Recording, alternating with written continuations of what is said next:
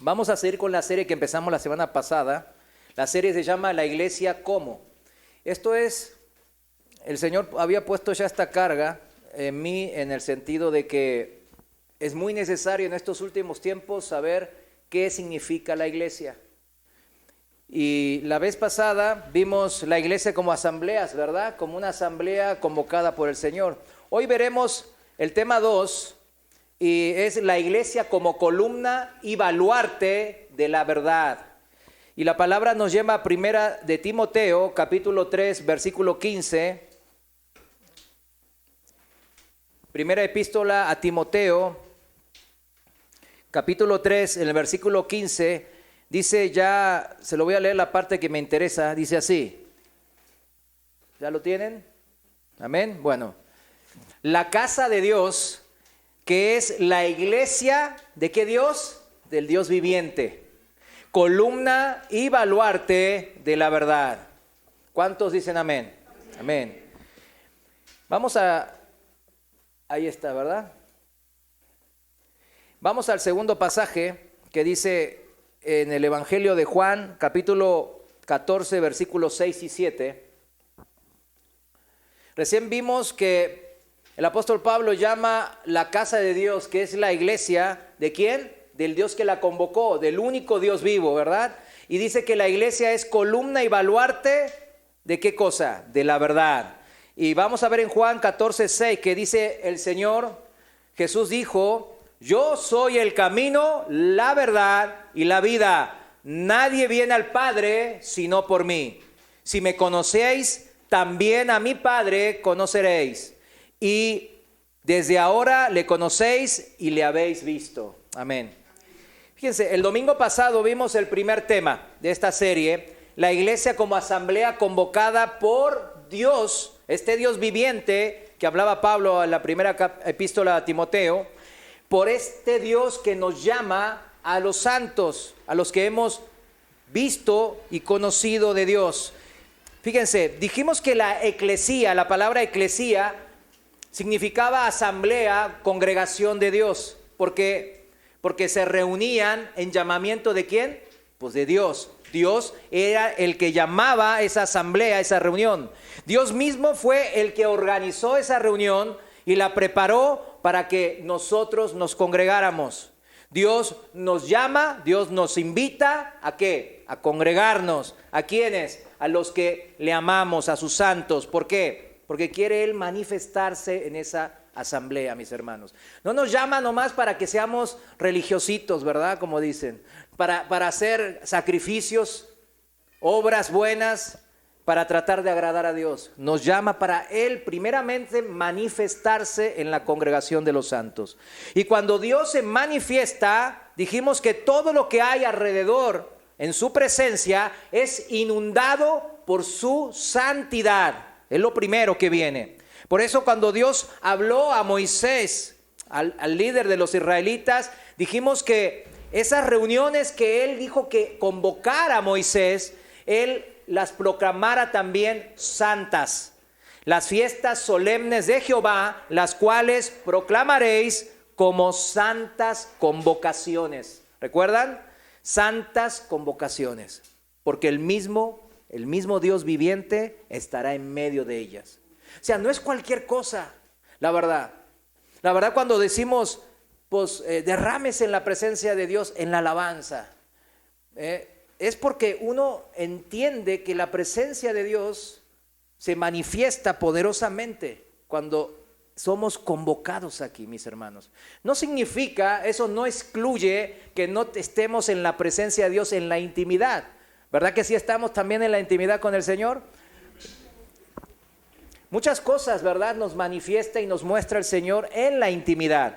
Pero el Señor así lo dispuso y así quiso. Y eso aprendimos, que en la congregación de los santos, Él mismo iba a estar. Y cuando Él estaba, su santidad se iba a manifestar. Y por eso se proclamaban reuniones santas. Hoy nosotros estamos convocados bajo esa misma premisa, cumpliendo también pues, el cuarto mandamiento de Dios, como vimos la semana pasada. ¿Recuerdan? Guardarás el día de reposo para santificarlo como Jehová tu Dios te ha mandado. Los santificamos, mis hermanos, cuando obedecemos de todo corazón la instrucción de Dios.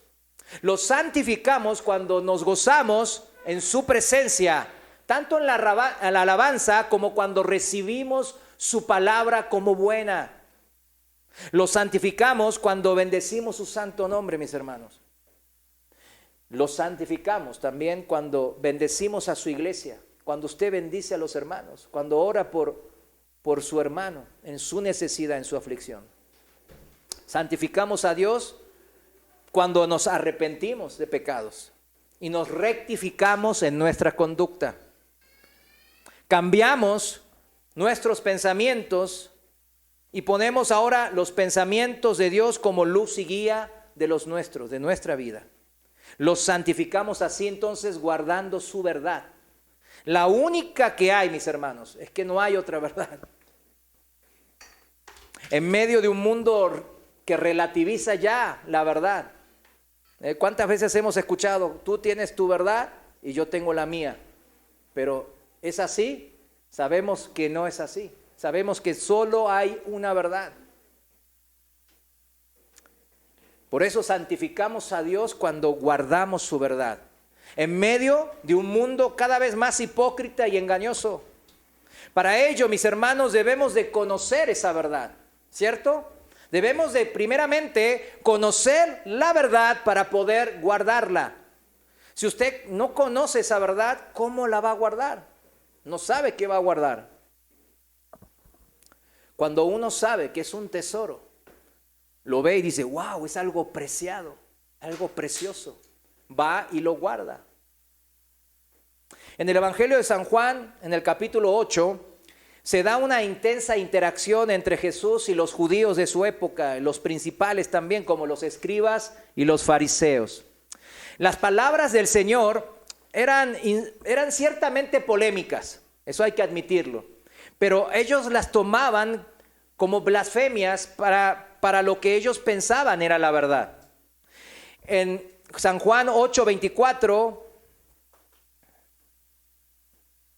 por eso dice así, por eso os dije el Señor que moriréis en vuestros pecados, porque si no creéis que yo soy, en vuestros pecados moriréis. Fíjense, los judíos e intérpretes de la ley sí se dieron cuenta, ¿verdad?, de esta frase del Señor. No pasó desapercibida. De hecho, quedaron estupefactos seguramente, como preguntándose por dentro, ¿habrá querido realmente decir lo que yo pienso que dijo? ¿Cómo que yo soy? ¿Que Él es Dios? ¿Está diciendo que Él es el Dios creador, el todopoderoso? A menos que crean que yo soy, en sus pecados morirán. Y ellos pensaban seguramente, ¿habrá querido realmente decir que Él es el mismo Dios? Por eso los judíos le preguntaron apresuradamente y seguro con enojo, ¿tú quién eres? ¿Tú quién eres? Entonces Jesús les dijo, lo que desde el principio os he dicho. Muchas cosas tengo que decir y juzgar de vosotros, pero el que me envió es verdadero y yo lo que he oído de él, esto hablo al mundo. Aquí estaba Jesús defendiendo la verdad de Dios, sin temor a los hombres. Fíjense, decir que uno es Dios o hijo de Dios es una blasfemia, ¿verdad? Hacerse Dios, ¿verdad? O igualarse a Dios. Y eso era motivo de apedrearlos en esa época. Por eso el Señor, cuando defendió esa verdad de lo que Él realmente es, Dios, entonces no se amedrentó con la agresividad y el enojo de los judíos. Los judíos no entendían.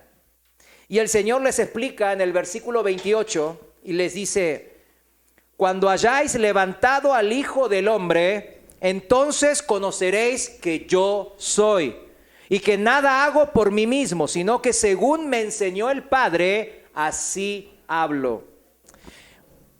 Fíjense, cuando hayan levantado al Hijo del Hombre, a Cristo en la cruz, entonces van a comprender que yo soy Dios. Comprenderán que Dios es el Dios de amor. Que ese poderoso Dios que ellos conocían desde la antigüedad había querido manifestarse a ellos en amor. Y continúa el Señor su exposición de la verdad. En el versículo 31, si me acompaña, dice así: dijo entonces Jesús a los judíos que habían creído en él, porque había algunos que habían creído en él. Y dice así: si vosotros permanecereis en mi palabra, seréis verdaderamente mis discípulos. Y conoceréis la verdad, y la verdad os hará libre. Yo sé que este es un versículo que todos conocemos bien, pero es importante la trascendencia que esto tiene. Si yo permanezco en su palabra, en la de Cristo, podré ser un verdadero discípulo de Cristo, significa. Esto no es ninguna ciencia, ¿verdad?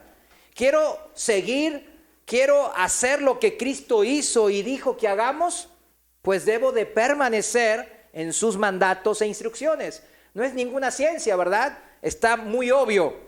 No es en mis deseos, significa, y en mis pasiones. No es en mi propia opinión. ¿En qué es? En los deseos y pensamientos de Dios. Y por eso dice, entonces, conocerán la verdad que los hará libres. ¿Libres de qué será esto? ¿Libres de qué? Del pecado, mis hermanos. Libres de la vana manera de vivir. Libres para devolver ese amor tan grande recibido de Dios, obedeciéndole. Ahora sí, de esta manera, mis hermanos, se puede ser columnas y baluarte en defensa de la verdad de Dios. Ahora sí podrán ser parte activa de una iglesia, tomando el llamamiento santo hecho por Dios en sus vidas. Solo así pueden activar el poder de Dios para salvar en otros también. No hay otra manera, mis hermanos. La iglesia no es sálvese usted, que ya la hizo. Ya la hizo. Ahora viva su vida como usted se le antoja. ¿Es eso la iglesia? No. La iglesia es, ya conocí la verdad que me hizo libre del pecado. Ahora quiero ayudar a salvar otras almas. Eso es un resumen de lo que es la iglesia. ¿Por qué los judíos se oponían a Jesús? ¿Por qué usted cree que se oponían a Jesús? Ahí en el versículo 8, en el capítulo 8 de Juan, está la respuesta.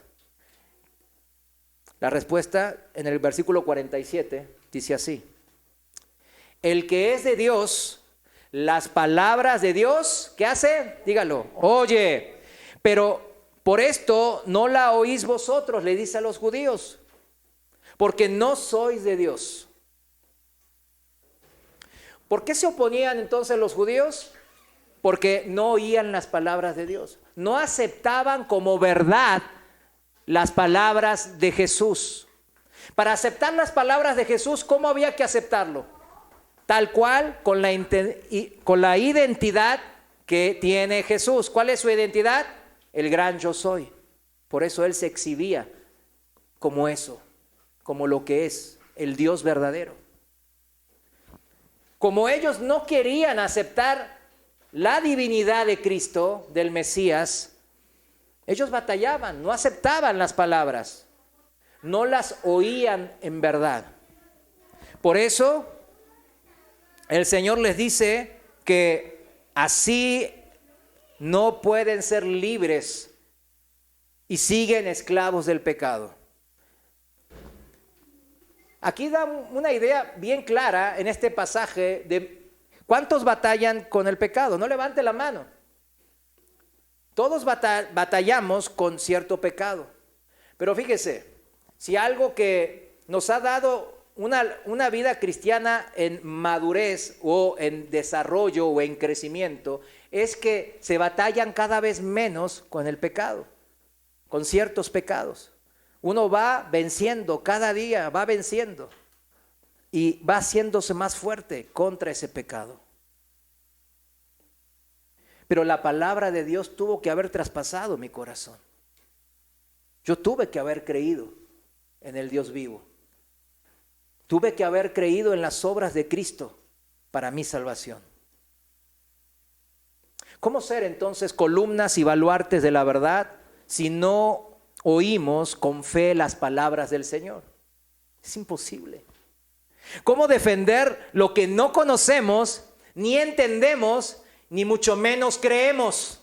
No vamos a defendernos de esa verdad porque nosotros pensamos que es mentira o creemos en otras verdades que son falsas.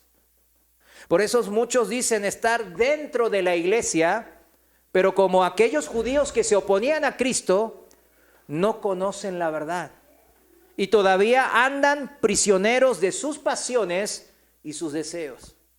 Si hay algo que caracteriza a los cristianos que van madurando, es que no somos esclavos o prisioneros de nuestras propias pasiones y deseos, como antes lo éramos. ¿Tropezamos a veces? Sí, pero ya no somos esclavos, ya no practicamos eso. Juan capítulo 8 ahí en el versículo 34, si me acompaña, sigo en la Reina Valera. Dice así, Jesús le respondió: de cierto os digo, que todo aquel que hace pecado, esclavo es del pecado. Y aquí hace pecado significa que recurrentemente, que lo practica. ¿Es esclavo de qué? Pues del pecado. Uno es esclavo, dice en otro pasaje, a lo que obedece. En la palabra de Dios para todo, fíjense, me gustó cómo dice en esta versión, dice, la verdad es que todo el que se la pase pecando es siervo del pecado. O sea, hay que hacer aquí una pequeña reflexión. Dios nos dio un cerebro, Dios nos dio una conciencia. Yo estoy hablando de la gente que quizás no es nacida de nuevo, ¿no? Y si es nacida de nuevo, Dios le dio el Espíritu Santo. Si usted se halla pecando una y otra vez, tropezando sobre la misma piedra, usted tiene que hacer una reflexión sobre eso y no seguir tropezando en esa piedra.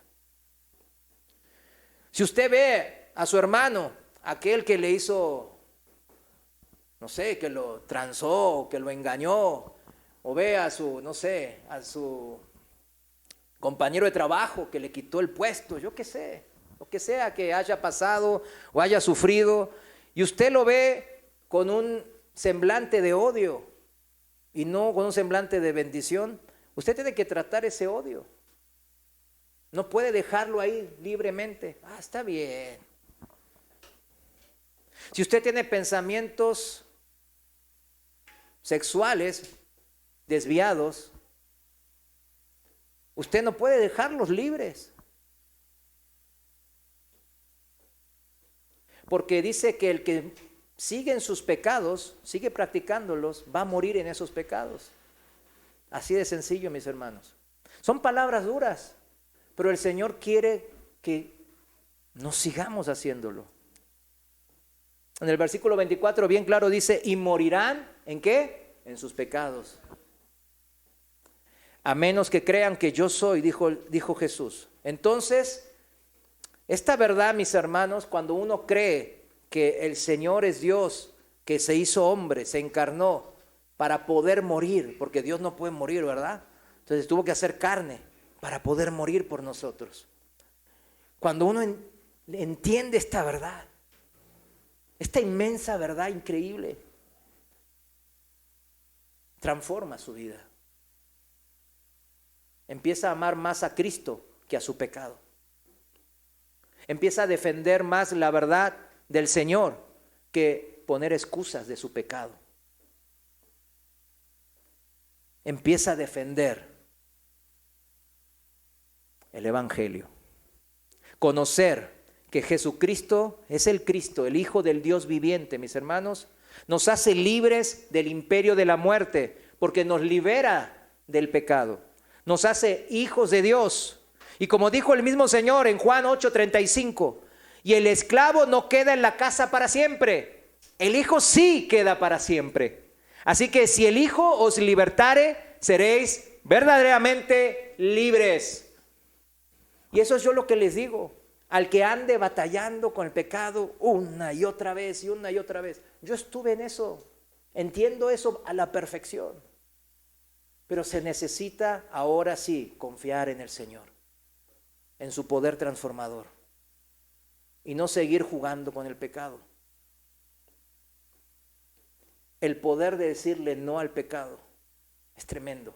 Yo lo he vivido. El Señor me ha sacado de esas. Por ejemplo, el alcohol. Empezar a decirle no es difícil. Yo sé que algunos aquí también han batallado con eso. Pero yo era un alcohólico tremendo, ¿verdad? Yo ya les lo he dicho muchas veces. 2 botellas de tequila era poco. Y me seguía dando hasta acabar, ya saben, ¿no? ¿Cómo uno acaba con eso? Cuando uno ve al Cristo crucificado, sabiendo que es Dios encarnado, clavado en la cruz, usted no puede decir, no, igual amo más mi botella de 1800. ¿Verdad? Ese era el que me gustaba.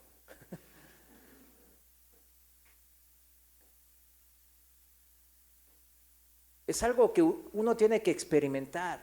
Eso se llama vivir en la presencia del poder de Dios. Experimentar ese poder transformador en la vida de uno, que cambia y modifica nuestro carácter y nuestra forma de pensar. Personas libres de las doctrinas de hombres, empezando por mis propias doctrinas. Libres de la manipulación de nuestros corazones engañosos, que nos ponen trampas mortales, con un anzuelo, claro, porque ahí hay un anzuelo que se llaman pasiones carnales. Los apóstoles advirtieron mucho de esto, mis hermanos, una y otra vez. Advirtieron de los que andan en las iglesias burlándose de la verdad de Dios. Fíjense, la iglesia baluarte, columna y baluarte de Cristo Jesús, de su iglesia, en vez de defenderla, la prostituye, burlándose de la verdad de Cristo. Fíjense cómo dicen los apóstoles en 2 Pedro, acompáñame ahí a 2 de Pedro, capítulo 3, versículo 3. En la traducción viviente lo voy a leer, síganme en su traducción ahí en su Biblia o aquí en la pantalla. 2 de Pedro 3:3 dice así: sobre todo quiero recordarles que en los últimos días, ¿cuántos saben que vivimos los últimos días? Amén. Vendrán burladores que se reirán de la verdad y seguirán, ¿qué cosa? ¿Qué seguirán? Sus propios deseos. Esa es la diferencia.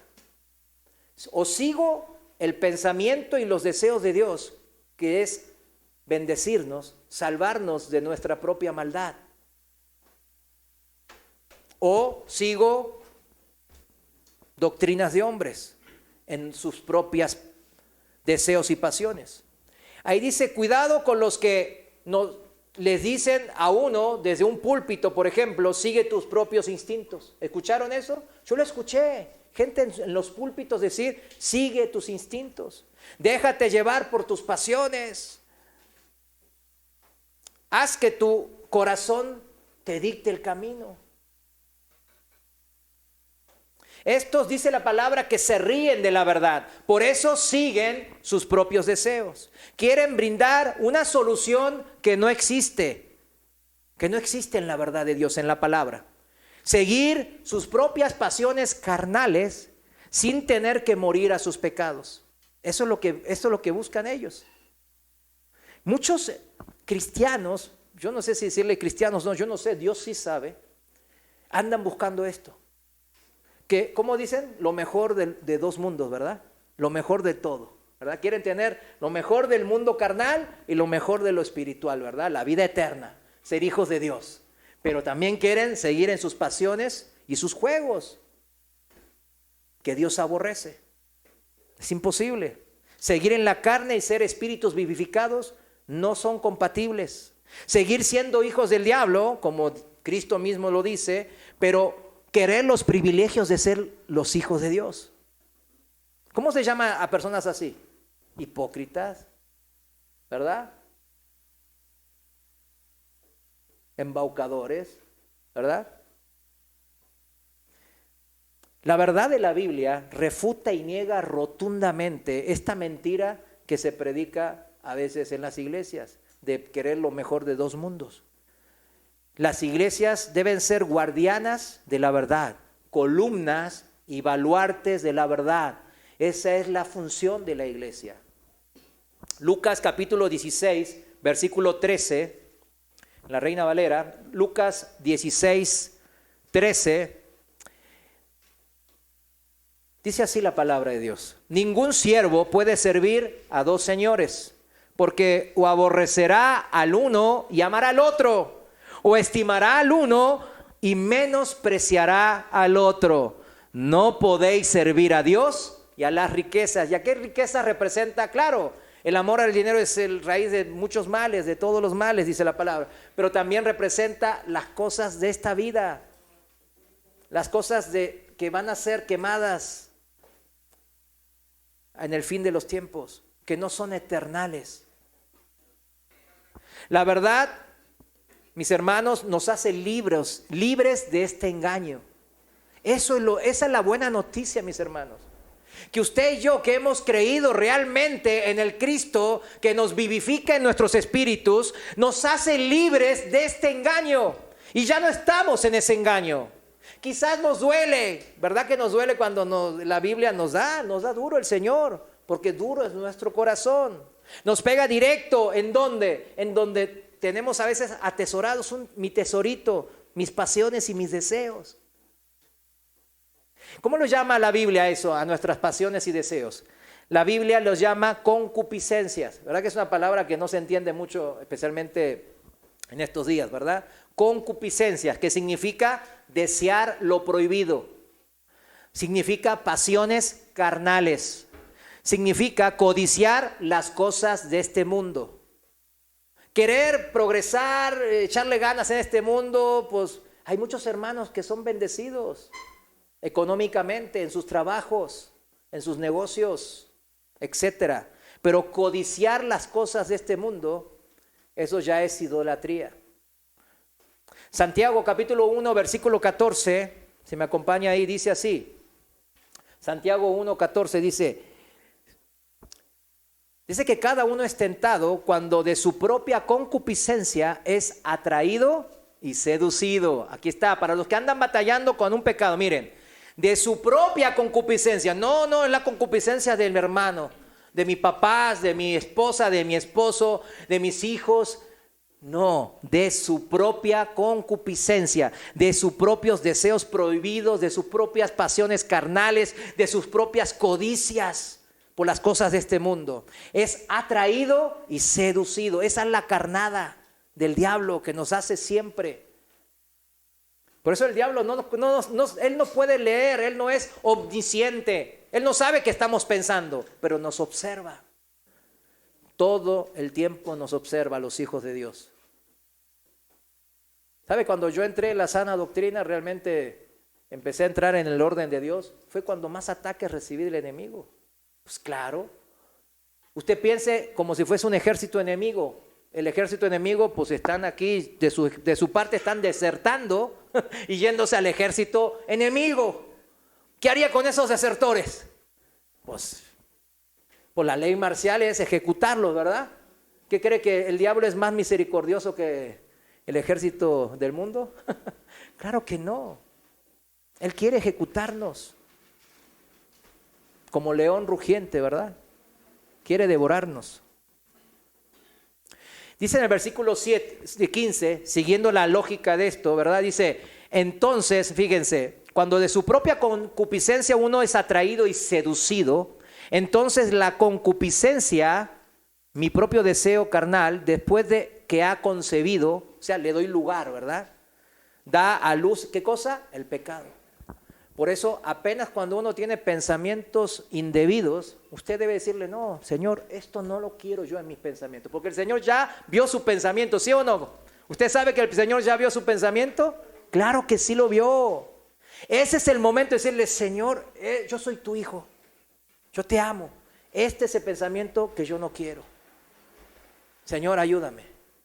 ¿Sabe qué? Le va a dar una paz que sobrepasa todo entendimiento. Cuando usted haga eso, el Señor le va a inundar de su paz, se lo aseguro. Se lo aseguro no porque yo puedo asegurar nada, sino porque está escrito en la Biblia. Y el pecado, siendo consumado, da a luz a la muerte. Si uno sigue pecando, practicando el pecado, como leímos en Juan 8, que dice, da a luz ¿a qué? A la muerte, porque la paga del pecado, ¿qué es? Muerte. Y en el versículo 16 el consejo, amados hermanos míos, ¿a quién va dirigido? A los hermanos, que todos batallamos con pecados. Amados hermanos míos, no erréis. Sabemos que el pecado significa errar al blanco, ¿verdad? No erren, no erremos. Así advierte la palabra de Dios una y otra vez. En la Biblia uno lee y está lleno de advertencias. Pero a los cristianos, a los del mundo, pues les dice bien claro, si mueren en sus pecados, se van a ir al infierno. Pero a nosotros nos redarguye también el Señor. Y fíjese que el diablo utiliza muchos falsos profetas, falsos maestros. El apóstol los llama lobos rapaces, burladores de la verdad de Dios, que predican en púlpitos con semblante de piedad, pero profesan mentiras de poder tener lo mejor de dos mundos. Dicen, siguen tus concupiscencias, claro, no lo dicen de esta manera directa, ¿no? Y después dicen, ven a la iglesia, ya te congregaste, ya diste tu ofrenda, da más, ya eres hijo de Dios. No te preocupes, Dios es bueno, Dios es amor.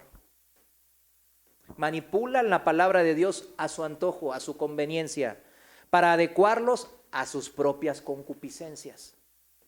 El problema para ellos y todos los que le siguen es que esos dos mundos son contrarios y son excluyentes uno del otro. No se puede vivir en lo mejor de los dos mundos a la vez. No se puede servir a dos amos. Otra advertencia ahora del apóstol Pablo, fíjense, segunda de Timoteo capítulo 3 versículo 1. Segunda de Timoteo 3:1. Fíjense, todas son advertencias a su iglesia, a la que debemos de ser columnas y baluartes de la verdad de Dios.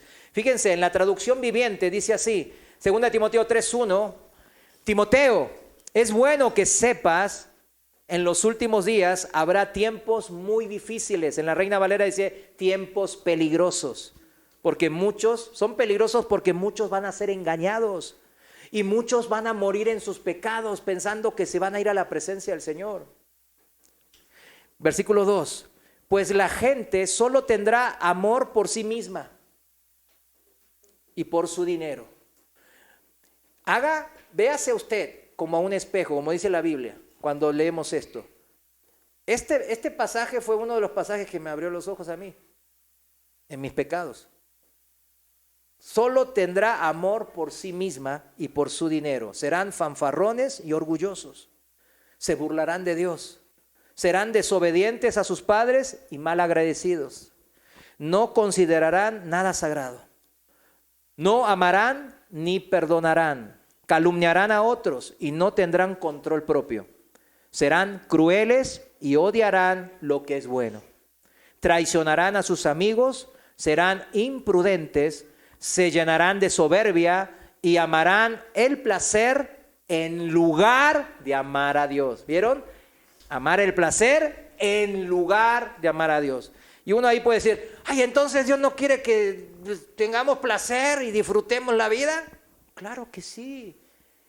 ¿Qué padre no quiere que su hijo la pase bien? ¿Qué padre? Pero si su hijo anda sacando tarjetazos, ¿verdad? Oye, hijo, ¿dónde andas? Ahí ando en Cancún. Ah, qué bien, hijo. Dios te bendiga. Oye, hijo, ¿dónde andas? Ah, ya ando en Vallarta ahora. ¿Otra vez te fuiste de vacaciones? Ah, no, pues ya dejé el otro trabajo. porque el jefe siempre era mala onda. Entonces, pero ¿tienes dinero? No, pues ahí le doy un tarjetazo a 12 meses con intereses bajos. Y después de otra vez el hijo ahí anda batallando. Y uno como padre, ¿qué hace? Muy bien, hijo, qué bien que disfruten la vida. No, lo empieza a redarguir. Oye, hijo, espérame. No, tú tienes que trabajar, no puedes vivir así todo el día ahí de vacaciones. ¿Y tu familia qué, mi hijo? Bla, bla, bla, bla, bla. ¿Verdad que sí? ¿Verdad que nosotros padres malos así somos con nuestros hijos? ¿Amén? No escucho muchos amenes. Pero fíjense, el placer de que habla es el placer del que estábamos hablando, fanfarrón, soberbio, desordenado. ¿Sí me entiende? Por ejemplo, dicen el placer sexual. ¿El sexo para qué lo creó Dios? Para ser disfrutado ¿en dónde? En un matrimonio. ¿Amén? No en la pornografía, no con varias hombres o mujeres, sino en el matrimonio. Dios lo creó para que se disfrute en el matrimonio. Por eso amarán el placer. Ese placer significa el placer mundano, el placer soberbio, el placer desordenado. En lugar de amar a Dios, no se puede vivir lo mejor de los dos mundos, no. Versículo 5, actuarán como religiosos, pero rechazarán el único poder capaz de hacerlos obedientes a Dios. Ahí está. Aléjate de esa clase de individuos. ¿Se dan cuenta? Actuarán como religiosos. O sea, tendrán apariencia de piedad, dice la Reina Valera. Ahí están esos falsos maestros que se burlan de la verdad y dicen que puede uno vivir lo mejor de los dos mundos y nada nos va a pasar. La Biblia lo dice bien claro, aléjate de esos individuos. ¿Por qué? Rechazarán el único poder capaz de hacerlos obedientes a Dios. ¿Por qué somos obedientes a Dios? No, porque yo tengo mucho control propio. No, porque yo soy un santo. Soy muy piadoso. ¿Verdad que no es así? Es porque el amor de Dios se derramó en nosotros y el Espíritu Santo mora en nosotros. Y cuando yo me aferro al Espíritu Santo, el Espíritu Santo me ayuda a vivir en santidad. Esa es la manera. En la traducción, miren, en la traducción del lenguaje actual, fíjense cómo dice este versículo 5. Dirán que aman y respetan a Dios, pero con su conducta demostrarán ¿qué cosa? Lo contrario. El consejo de Dios es claro aquí, mis hermanos. Aléjate de esa clase de individuos. No te hagas amigo de esa clase de gentes. No te juntes con ellos, ¿verdad? ¿Por qué? Porque van a llevarte a camino de perdición. Morirán en sus pecados. Y como dijo que era el camino de perdición el Señor, ¿cómo dijo el Señor? En Mateo 7, ¿verdad? ¿Se acuerda? ¿Cómo dijo que era el camino de perdición? Ancho y espacioso es el camino que lleva a la perdición. Y muchos son los que van ahí. Esa es la profecía. Malamente muchos son los que van por ahí. ¿Saben por qué muchos son los que van por ahí, por el camino ancho y espacioso? Fíjense, si leemos en la versión traducción del lenguaje actual, Mateo 7:13, se entiende un poco más fácil. Mateo 7:13 dice, es muy fácil andar por el camino que lleva a la perdición. Ahí está, porque es un camino ancho. Es fácil seguir en el pecado, mis hermanos. ¿Sabe eso? ¿Sí o no? Pues es fácil. Es fácil. El camino a la muerte es el camino que es fácil andar. Es más fácil seguir en nuestros pecados. Se nos hace fácil querer seguir disfrutando las cosas del mundo mientras queremos ser hijos de Dios, asegurarnos la eternidad. Es más difícil ir y no pecar más. Ve y no peques más.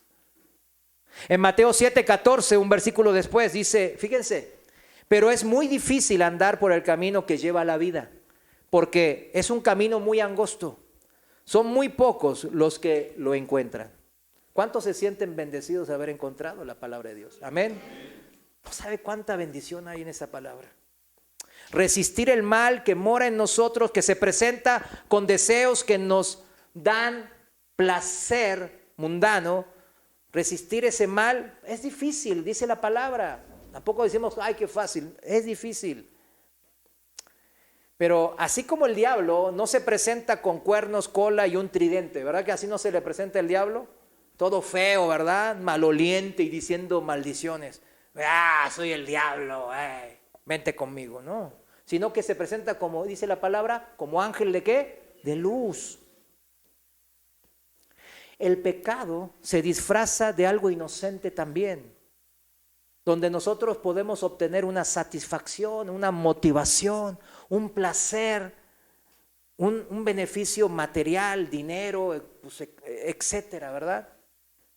Experimentamos ese placer y esa satisfacción y decimos, pues está bien, ¿verdad?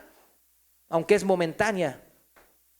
Pero ese beneficio momentáneo que queda en nuestra memoria, porque sí queda en nuestra memoria, esa satisfacción momentánea, queremos volver a repetirlo, volver a disfrutar ese momento de placer. Y así el pecado, como dice en Santiago, que pues llama al pecado. Uno señala, el típico caso serían los drogadictos, ¿verdad? Que uno dice, no entiende por qué se drogan. O los alcohólicos. Uno no entiende por qué lo hacen, pero los que ya fuimos pues, viciosos, pues sí lo entendemos. Sí los entendemos, claro que los entendemos. Quieren disfrutar ese momento de placer. Les leo otra vez Santiago 1:14 en la traducción viviente. Fíjense, la tentación, Santiago 1:14. La tentación viene de nuestros propios deseos, los cuales nos seducen y nos arrastran.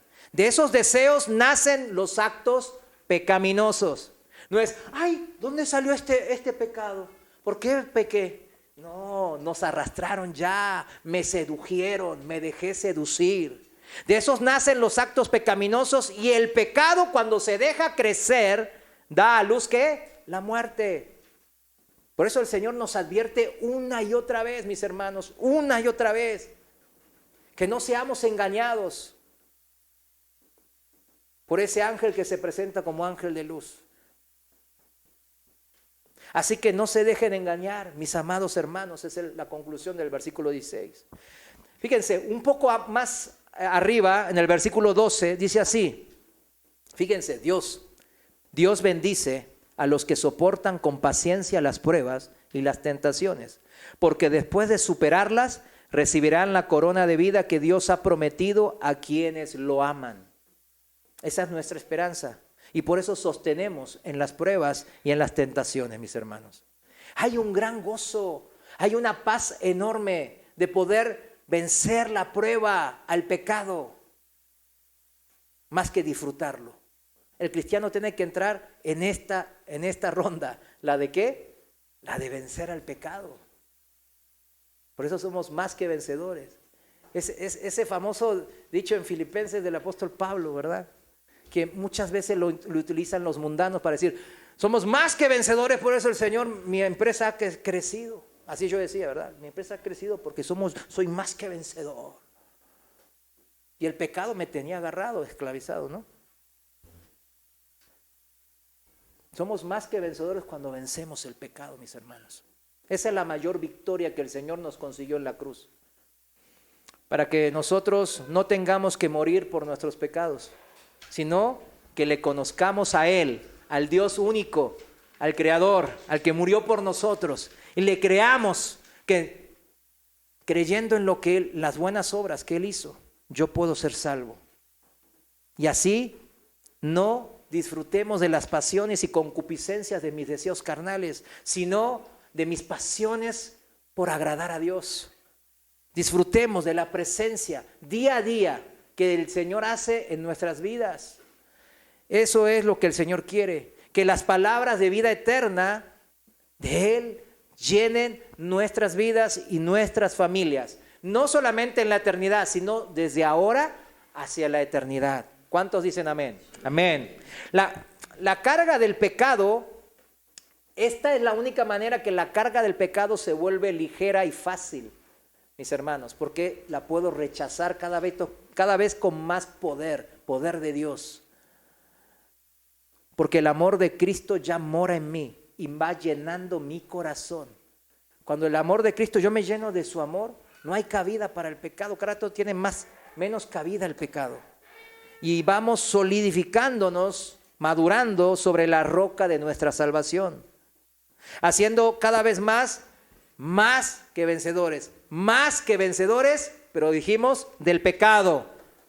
Esta es la verdad que nosotros defendemos, mis hermanos. Esta es la verdad que defendemos como iglesia. Hemos sido reconciliados por medio de Cristo con Dios y ahora disfrutamos de una relación con Dios. Que el pecado nos separa de Dios. Entonces, cuando yo estoy en una relación con Dios, cuando peco, yo sé que ya cuando usted se pelea con su mejor amiga o el esposo con la esposa, ¿es bonito esa situación? Claro que es horrible. No nos gusta. Y en el corazón buscamos la reconciliación. Entonces, ¿qué hay que hacer? Pues hay que dejar el pecado. Pero ¿cómo dejamos el pecado si amo más el pecado que a Dios? Esa es la pregunta, ¿verdad? Somos columnas y baluartes de esta verdad, mis hermanos. ¿Y qué es ser columna? Vamos rápido sobre eso. Dice el diccionario que columna es pilar cilíndrico con base capitel que sostiene un edificio. Es un apoyo, un sostén, o sea. El baluarte o bastión es un reducto fortificado que se proyecta hacia el exterior. Vio que están las paredes de una fortaleza y hay partes que se extienden para afuera, tipo así como en punta. Entonces eso le llaman baluarte o bastión. ¿Para qué lo hacen? Ahí, en esos muros que hacen como punta, son donde está la fortaleza mayor de la defensa de la ciudad. Dios nos ha elegido para hacer eso. Por eso, tanta advertencia del Señor, para que no mezclemos su doctrina con otras verdades que son falsas y que ese reducto, ese bastión, ese baluarte, esa columna se venga abajo, se desmorone. El Señor no quiere eso. Dios ha guardado, ha protegido, ha amparado, ha defendido su verdad. ¿A través de qué? De la iglesia. A lo largo de 2000 años, mis hermanos. A lo largo de 2000 años. ¿Eres parte de la iglesia? No conteste, piénselo. ¿Eres parte de la iglesia? Esto es una pregunta importante, ¿sí o no? Nos define como personas. Porque ya vimos que si no conocemos la verdad de Dios, no hemos conocido al verdadero Cristo, vamos en camino de perdición y moriremos en nuestro pecado. Pero si eres parte de la iglesia, entonces tienes que ser columna y baluarte de la verdad de Dios. No hay intermedios. ¿Se vieron que no hay intermedios? No, yo no quiero ser ni columna ni baluarte porque eso es, híjole, eso es mucho sufrirle. No. Pero tampoco quiero ser hijo del diablo e irme al infierno. Ay, ¿no habrá algo intermedio? Pues no hay. ¿Se da cuenta? La iglesia siempre va a ser columna y baluarte. Pero vamos sobre este tema de ser columnas. Dice, si eres iglesia, vas a procurar ser diligente en presentarte a Dios aprobado, usando bien la palabra de verdad. Eso es ser columna y baluarte de la verdad. Es fundamentar, usar bien la palabra de verdad. Eso está en 2 de Timoteo, si me acompaña, 2 de Timoteo capítulo 2, versículo 15. Y dice así la palabra de Dios, 2 de Timoteo 2:15. Dice, procura con diligencia presentarte a Dios como aprobado, como obrero, como trabajador, como siervo que no tiene de qué avergonzarse, que usa bien la palabra de verdad. O sea, no la usa para provecho mío como los falsos maestros, ¿verdad? Sino que la usa para el bien de los demás, para la salvación de los otros. Luego ahí en el capítulo 2, si se fijan, da un ejemplo de gente falsa, como Himeneo y Fileto, que no usan bien la palabra de verdad y se desviaron de esa misma verdad. En el versículo 19, ya más abajo, nos dice de estas dos verdades que con eso quiero cerrar el mensaje de hoy. Es importante. Versículo 19. Dice, pero el fundamento de Dios está firme, teniendo este sello. Conoce el Señor a los que son suyos. Y apártese de iniquidad todo aquel que invoca el nombre de Cristo. Bueno, estas son las dos verdades que tenemos que entender para ser columnas y baluartes de Dios. Número 1, conoce el Señor a los que son suyos. Yo puedo decir que conozco a Dios, que conozco su verdad. Y yo me he encontrado muchos así. ¿Usted conoce a Jesús? Sí, amén. Él murió en la cruz por mis pecados. Yo soy salvo por creer en eso. Bueno, pero eso no significa que por eso ya sea un hijo de Dios, un cristiano. Parte de la iglesia de Cristo, mis hermanos, está siendo desviado de esta misma verdad. Y no es columna ni baluarte. En ellos no se puede soportar nada. ¿Sí me entienden? El Señor conoce a los suyos. El Señor no puede ser burlado. El Señor conoce a los que usan bien la palabra de verdad. ¿En qué? ¿En cómo los conoce? Y Él dice, en ser oidores y hacedores de la palabra. En eso Él los conoce. Dice, bueno, ¿eres cristiano? ¿Oíste la palabra? Eres hacedor de la palabra. Santiago 1:22, en la traducción viviente, dice, no solo escuchen la palabra de Dios, tienen que ponerla en práctica. De lo contrario, solamente se engañan a sí mismos. En el versículo 25 dice, pero si miras atentamente en la ley perfecta que te hace libre, ahí está, la palabra de Dios nos hace libres, y la pones en práctica y no olvidas lo que escuchaste, entonces Dios te bendecirá por tu obediencia. Esto es ser un obrero diligente que usa bien la palabra de verdad. Si no eres libre por la perfecta palabra de Dios, jamás vas a poder tener el poder de poner en práctica su verdad, de usarla siquiera bien. Por eso, todos estos falsos maestros caen. Usted los puede ver y van a tropezar, los va a ver que van a tropezar con algún pecado. No se puede, mis hermanos, si no eres libre por la perfecta palabra de Dios, como acabamos de leer, de vivir en el poder de Dios. Porque el poder de Dios no nace en mí, no nace en usted. ¿De dónde nace? De Dios, ¿verdad? Por eso nunca podemos vencer el pecado en nuestras propias fuerzas, ni poner en práctica sus mandamientos. Si no eres libre por su palabra, no puedes hacerlo, porque todavía sigues encadenado al pecado. ¿Cómo vas a querer ser columna y baluarte de una verdad en la que no puedes vivir? No se puede, es imposible. Juan capítulo 3, versículos 19 al 21 nos dice el porqué de esto. Juan 3, 19 nos dice el porqué de no poder ser columnas ni baluartes. Y esta es la condenación, dice, que la luz vino al mundo, el evangelio fue cumplido. Y los hombres amaron más las tinieblas que la luz, porque sus obras eran malas. O sea, amaron sus vicios, sus pasiones personales, más que tener el amor de Dios, la pasión por Dios. Porque todo aquel que hace lo malo aborrece la luz y no viene a la luz para que sus obras no sean reprendidas. Mas el que practica la verdad, ese viene a la luz, para que sea manifiesto que sus obras son hechas ¿por quién? En Dios. Por eso la segunda verdad, ahí en 2 Timoteo 2:19, la segunda verdad es apártese de iniquidad todo aquel que invoque el nombre de Cristo. Y aquí iniquidad, ¿qué es? Injusticia.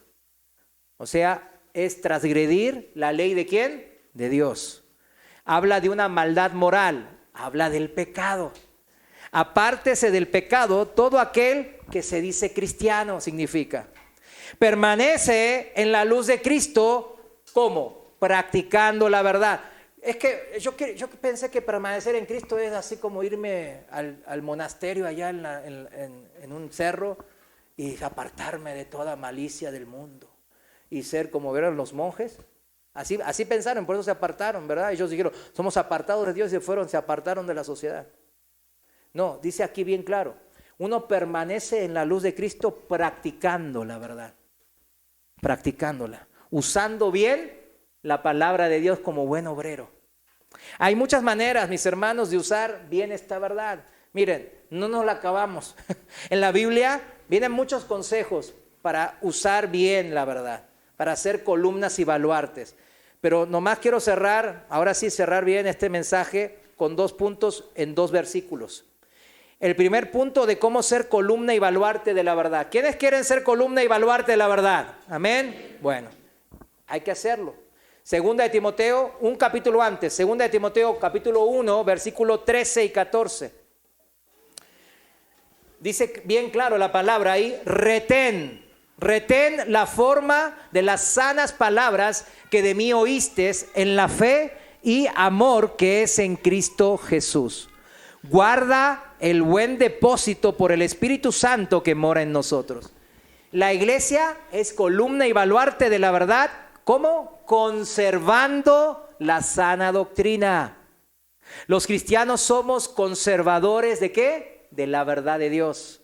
Por eso el Señor nos llama la sal de este mundo, porque conservamos su verdad, la mantenemos viva, fresca, digerible. La conservamos al predicar tal como es, sin desviarnos ni a la derecha ni a la izquierda en lo que está escrito en la palabra. La predicamos al pronunciarla y proclamarla en la casa, en la congregación y en las calles, mis hermanos. Segundo punto de cómo ser columna y baluarte de la verdad. Segundo y último punto. La iglesia defiende la verdad. Eso es un punto importante. ¿Se acuerdan que Jesús en el libro de Apocalipsis dice, los que se avergüencen de mí, pues no estarán conmigo, ¿verdad? No los consideraré. ¿Por qué? Porque los que se avergüencen ahí significan los que les da vergüenza defender la palabra de Dios. Los que les da vergüenza decir, yo soy cristiano siquiera. Y vive como, ¿vieron? Como los cristianos en incógnito. Bueno, eso. La iglesia defiende la verdad. El apóstol Pablo dice en 1 Pedro 3:15, dice que santificad a Dios el Señor en vuestros corazones y estad siempre preparados para presentar defensa con mansedumbre y reverencia ante todo el que os demande razón de la esperanza que hay en vosotros. El apóstol Pablo nos dice que sabía que había sido él llamado ¿para qué? Defender el evangelio, la verdad de Cristo. En Filipenses 1:15 y 16 dice que algunos a la verdad predicando a Cristo por envidia y contienda, pero otros lo hacen de buena voluntad. Estos últimos lo hacen por amor, sabiendo que he sido puesto para la defensa del evangelio. El apóstol Judas nos dice claramente ahí en su libro Judas 1:3, nomás hay un capítulo en Judas, el libro que está justo antes de Apocalipsis. Lo voy a leer en la Reina Valera actualizada. Versículo 3, dice así: amados, ¿a quién se dirige? A nosotros, los cristianos. Mientras me esforzaba por escribirles acerca de nuestra común salvación, me ha sido necesario escribir para exhortarles a que contiendan eficazmente por la fe, que fue entregada una vez a los santos. O sea, lo voy a leer en otra versión, dice, rogarles que defiendan la fe que Dios ha confiado una vez y para siempre a su pueblo santo. En este ruego que nos hace el Espíritu Santo a través del apóstol Judas, la pregunta es, y con esto para que cierre el mensaje, es ¿qué hemos hecho en defensa de la verdad? Usted lo sabe bien, ¿qué ha hecho usted por la defensa de la verdad de Dios? La vida cristiana, mis hermanos, no es flores y estar así tirados y, ay, pues no va a pasar nada. Es una lucha espiritual constante, dice la palabra. La palabra nos dice que es una guerra espiritual. En Efesios 6, si recuerda, dice que estamos en pie de lucha constante, constante. Porque este diablo y sus huestes de ángeles caídos andan sueltos como leones rugientes, buscando ¿a quién? Al indocto, al que no está preparado, al que no está bien armado con la armadura de Dios, y lo quieren devorar, destruir su vida, su matrimonio, su familia, a sus hijos. Estamos advertidos, porque defender la palabra de Dios significa permanecer siempre en ella. La palabra, usted dice, no, pero ¿cómo que defender la palabra de Dios? Si la palabra permanece para siempre, amén y aleluya, ¿verdad? Pero, ¿por qué si la palabra es atacada, cuál es el problema? La palabra permanece para siempre. Pero ¿quiénes son los que sufren?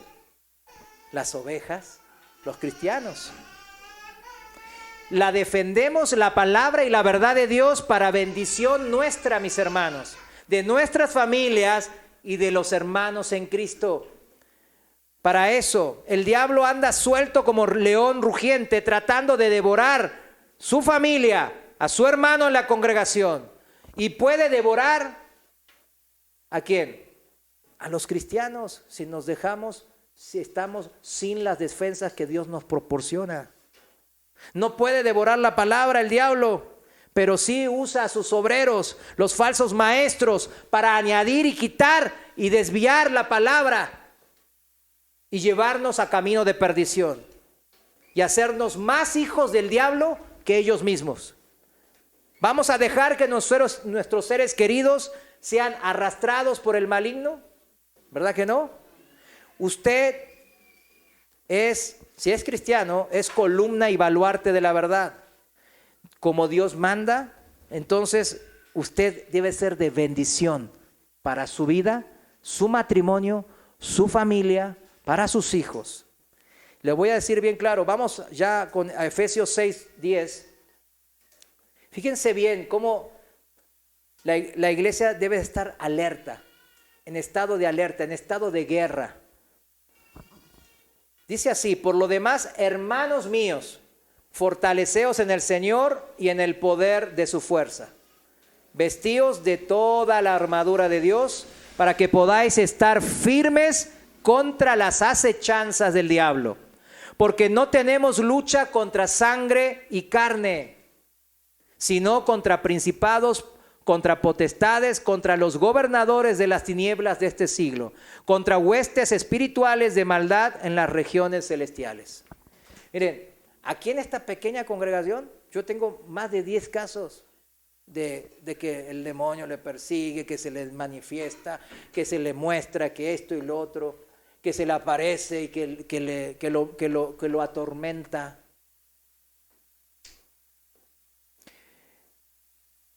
Esta lucha espiritual, se lo aseguro, es muy verdadera. Está escrito. Pero hay una solución. En el versículo dice, por tanto, porque esta lucha no es con sangre, no es con tu hermano, no es con el vecino que me hace la vida imposible, o con mi familiar que me hace también la vida imposible. No, dice que es contra espíritus malignos, huestes celestiales de maldad. Por tanto, tomad que contra lo espiritual se pelea ¿con qué? Con armas espirituales. Tomad toda la armadura de Dios para que podáis resistir en el día malo, y habiendo acabado todo, estad firmes. Ahí está, permanecer en la palabra. O sea, ¿qué arma nos da? La espada del Espíritu, que es la palabra de Dios. Esa verdad que Dios dice, defiéndela, porque te conviene. Mi palabra va para siempre. Pero si no la defiendes, tú y tu familia, tú y los tuyos, caerán. Póngase de pie. Cierre sus ojos. Dice el Señor de esta manera, refiriéndose a Él mismo, dice, sobre esta roca, sobre Cristo, edificaré mi iglesia. Sobre la verdad de Cristo, el Señor dice que sobre Él mismo va a edificar su iglesia. Y las puertas del Hades no prevalecerán contra ella. Señor, te damos gracias porque aún y a pesar de esta lucha espiritual en que a veces caemos y tropezamos, tú nos sostienes. Tú sabes de nuestras debilidades y tú nos fortaleces con el poder de tu Espíritu. Señor, ayúdanos. Ayúdanos a ponernos toda tu armadura y a luchar esta batalla espiritual. Ayuda al hermano, a la hermana, a que use esa espada de tu Santo Espíritu para poder blandirla contra el enemigo que acecha. Señor, ayúdanos a ser más que vencedores. Ayúdanos.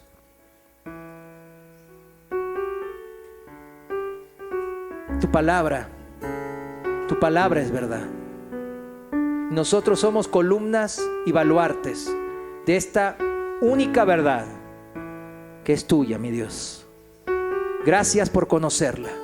Gracias por haberla oído y seguirla oyendo. Pero más te damos gracias por tener el poder de poder ponerla en obra, poder practicarla y destruir el mal que mora en nosotros.